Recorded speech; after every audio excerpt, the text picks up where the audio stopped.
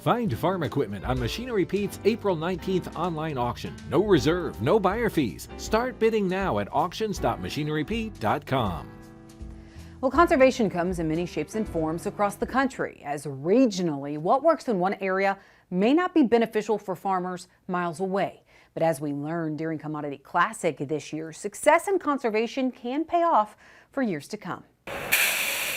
As planting gets underway for more farmers across the U.S., improving production practices continues to be top of mind. So I'll take my case in Nebraska, reducing irrigation.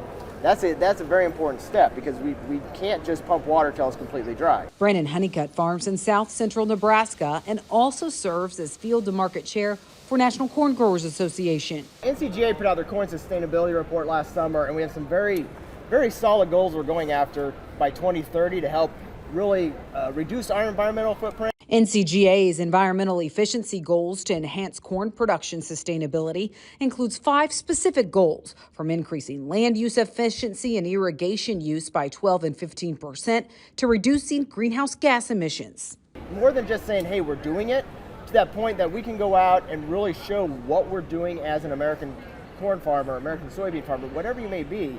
But for Honeycutt, it's not just making changes, but showing the metrics behind practices that prove successful for farmers. Of course, we have a lot of highly erodible ground in one county, and we put that on there every year, and it helps hold the soil. It helps to take helps with the expenses for farmers to experiment with cover crops, and it's been very, very beneficial. The other benefit bias is seen is with weed control, something seed corn growers in Iowa have also witnessed. I think that cover crops, and especially when you look at like a really good establishment of cereal rye in the fall, can really have an impact on weed control. Shannon Moeller is project coordinator for the Iowa Seed Corn Cover Crops Initiative. As we run into various issues with different herbicides that are being used, and we see, different resistances coming in, I think that, in the long run, to be able to be productive with corn and soy and other commodity crops. The program was started in 2016 through a grant from the Iowa Department of Agriculture and Land Stewardship. It was estimated that about 5% of Iowa's seed corn acres had cover crops on them, and now we estimate that to be over 50%. And we know just through our project alone, we are helping cost share on about a third of those total seed corn acres in the state. While cover crop growth has been monumental in some areas, the production practice is still met with skepticism by some growers. If you're using cover crops, you change your whole philosophy of how you're planting and things like that.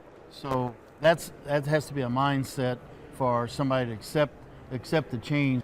From environmental to social impacts, even seed companies are working to uncover more solutions when it comes to conservation. So I'd say the social aspect with cover crops ultimately is that we're improving water quality. Well, when we come back, John Phipps learned the hard way that farmers and our viewers love free stuff. Customer support is next.